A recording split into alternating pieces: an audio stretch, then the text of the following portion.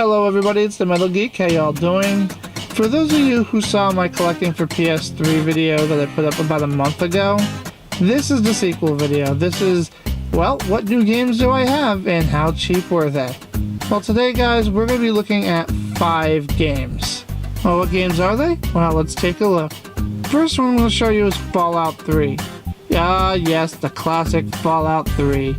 Poor Bethesda, they might be having a problem today with Fallout 76 not being, well, that well received, and a lot of other controversial things happening around it, and yeah, it hasn't been the best year for Bethesda, but we can't forget that they have produced some real gem for games, and Fallout 3 is definitely one of those games. I love post-apocalyptic fiction, I love post-apocalyptic movies, so it stands to say that I absolutely love post-apocalyptic video games too. This game ran me about $10, and I have to say, it is more than worth it. Now, to be clear, I have played, at least in part, Fallout 3 before. I never came anywhere near close to finishing it, so it's nice having it in my collection so I can play it today. Next, we're going to be looking at a game called Akiba Strip. Now, this is a very strange, interesting game. It is kind of a visual novel with an open world kind of mechanic and a brawler.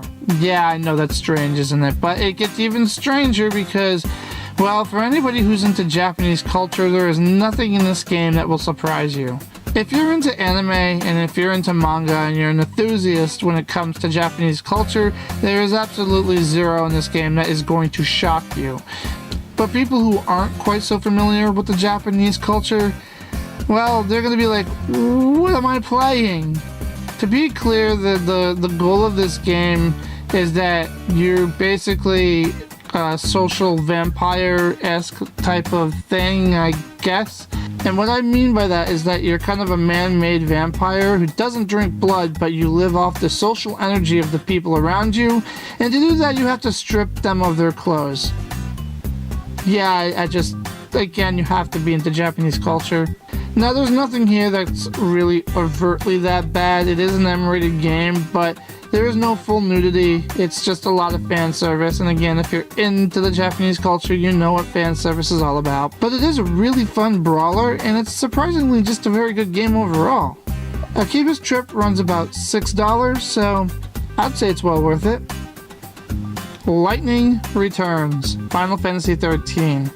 Okay guys, say whatever you want about the Final Fantasy XIII franchise, but I actually don't think it's that bad. I do understand that the first Final Fantasy XIII game that came out was very linear and it didn't have a lot of exploration until like way into the game. But I am still in the process of playing that game, so I haven't really played much of the second or third one yet, which this is the third one in the series. But for what little I have played of it, it is an action RPG hybrid, and it is, to say, very cinematic, which is a very Square Enix thing. So is it worth it? Yeah, I think it's worth it. It was only $5. I picked this game up for $5, and now I have the entire Final Fantasy XIII collection. So again, maybe not the best in the Final Fantasy series, but certainly by no means is it the worst. And now we have Dragon Age Origins. Now, Dragon Age Origins is, well, a very fun action-adventure, kind of RPG-like game. Much like a Bethesda game, you have a lot of choices put in front of you, and the game will play out a little bit differently depending on the choices that you make. I'm not that far into this game, but what little I have played is very addicting. If not for the fact that I am just a little bit addicted to Skyrim at the time of making this video, I would probably be playing Dragon Age Origins a little bit more, but it is a game I'm going to come back to probably over the summer, and for only $5, you can't go wrong. And here it is, Tales of Asteria. Now this game has eluded me for a while. I've been trying to get my hands on a copy of it, and every time I found a copy, it was the PlayStation 4 version. I don't know what it is, but it's not that easy to find the PlayStation 3 version, even though it's not that expensive. Now, this game was given to me by my girlfriend as a gift, so I don't know exactly what she spent personally. She didn't tell me. Again, it was a Christmas gift, so she's not going to tell me. But a little research does tell me that it was probably somewhere around $20. It was a brand new copy in the cellophane, in the package, so that game runs about $20 brand new, still sealed. Which is kind of funny because this is a brand new game and it doesn't have the instruction manual, and don't know why. But I have been trying for a while to collect all of the Tales of games for the PlayStation 3. And Tales of Asteria was the final game in the Tales of series that I needed to collect for the PS3. Now that I have it, I have a complete collection of Tales of games for the PlayStation 3.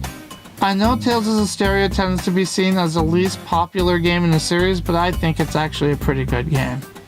That is $46 for 5 games, and for those of you keeping track, that is $374 for 38 games total. Again, with only one of them being a digital download. The PlayStation 3 is insanely cheap to collect for right now. So for those of you who don't have a PS3, is it worth it? Absolutely. There are so many different games, so many different genres. And even if you do pay the $90 that it generally costs to get a PS3, it's not that expensive. Again, I got my PS3 for a little less because I was able to get it from a friend who was selling it pretty cheap.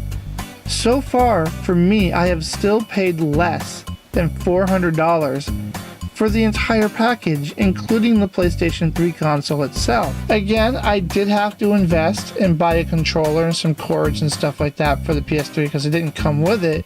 But even with that, it's still just a little over $400 for this entire collection that I have collected. A PlayStation 4 Pro will cost you more than this. And that's just the console without any games.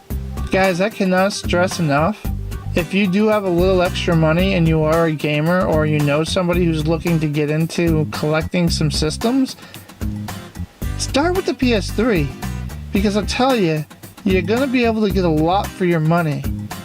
If you start with like the Super Nintendo or the Nintendo or any of the older classic systems, be prepared to pay a lot of money because those games are worth a lot these days. But if you're looking for someone who wants to play a little bit more than just collect, then the PlayStation 3 is the perfect way to go. I mean, look at this. 5 games for under $50. This is the Metal Geek saying, have a great one.